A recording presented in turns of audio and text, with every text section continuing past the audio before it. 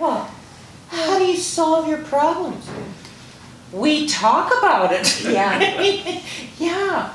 So there was a woman in Hamilton who's from Washington D.C. and now lives in Hamilton and D.C. and she said, I don't know how you guys don't get sued all the time. We need more, so that was a whole different, that's not even a Montana-based perspective, but from Helena to here, I could definitely see a difference. And I mean, the way you do business, nobody wants to take that away. And so, in my opinion, the freedoms, you guys are all autonomous. I mean, that's what makes you good salespeople and good managers. But the point is, anything that Mark can do to help you do better, yet not put, help build up professionalism, but not put more restrictions and legal, I don't know what legal issues, if there's anything with the BRR.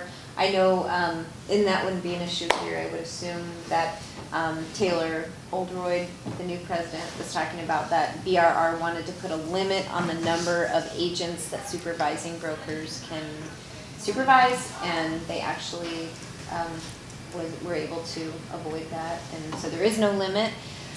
So I mean, and that would lead back to the inefficiency of the larger agencies or efficiencies, whatever the.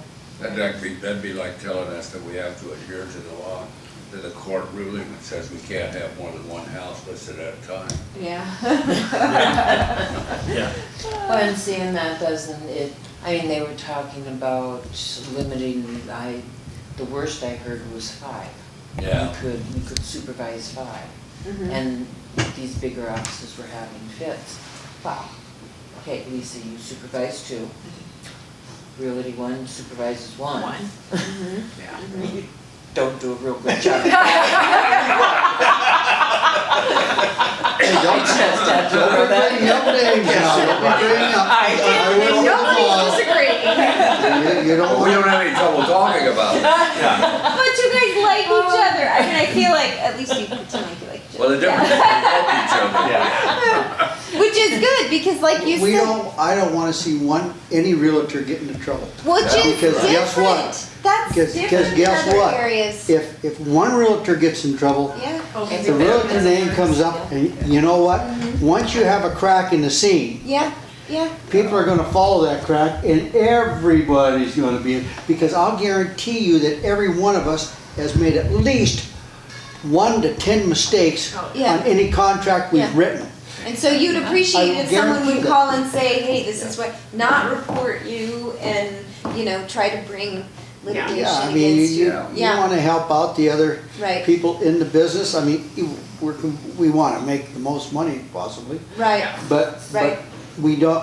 I'm not out there to say, well, hey, if you write this up, Yeah. I'll take this contract to my seller. You damn right I will, because guess what? The way it's written up, Yeah. your buyer is pretty well locked in. We will lock the door behind us, Right. and all of a sudden, all I'm going to do is get that other realtor in trouble. Mhm. And you know what? They aren't going to think about that other. They're going to say, I went to a real estate office, and you know what happened? I wrote up a contract, and now it's costing me $5,000 to get out of this damn thing. If I can even get out, because you can do that. Right. You know how? If Right. you've been in the business long enough, I can guarantee you can get a new person, and you can take their contract and you can whip it over to your seller and say, sign it right now. If Yeah. you sign it right now, we're going to lock this person in. So what you usually do is you usually talk to the person that brought you. You say, you sure you want to do it this way? Yeah. So I mean, we're fairly lucky in this group that Sure. that we have here in Sydney, because Leaf has my property listed, that we actually talk to each other here and not to get each other into trouble, I think, for 90% of the time. Don't you? The other 10%, we maybe go out after somebody, Yeah. and we can get them. We can get somebody if you want to. I guarantee you that. Well, then we have to keep our image up because the Ranger Review would love to have nothing that, Slaughterhouse. something bad about the realtors on the front page. Yeah. Oh, Any sure. realtor. Oh, sure. Any realtor. Yeah. So what's your number of newbies in your, what do you consider a newbie? Yeah. 2 years and younger.